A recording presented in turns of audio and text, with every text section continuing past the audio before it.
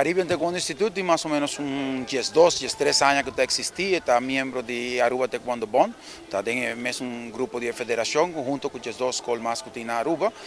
Nós também bastante com a parte competitiva e a parte de Taekwondo como martial arts também. Lo que nós que mostra tá com a facilidade aqui para usar de diferentes formas, de diferentes esportes, não especificamente para grupo ou outro grupo, que algemeen bem usa a máquina, inclusive por encanar de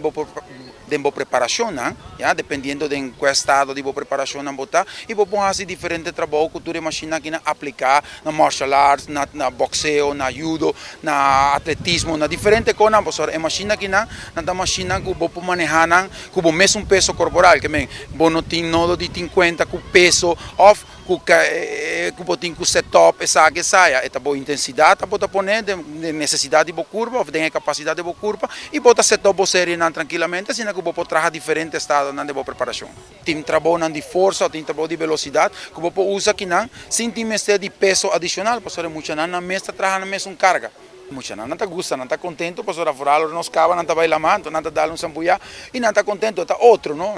E de mês tem mais gente, o ambiente está vira pouco mais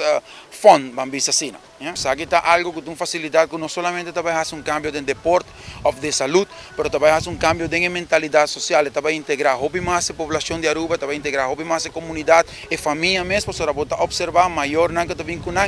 para iniciar alguma atividade física ou simplesmente atividade recreativa, lo que vai generar cambio mais grande mesmo na sociedade de Aruba.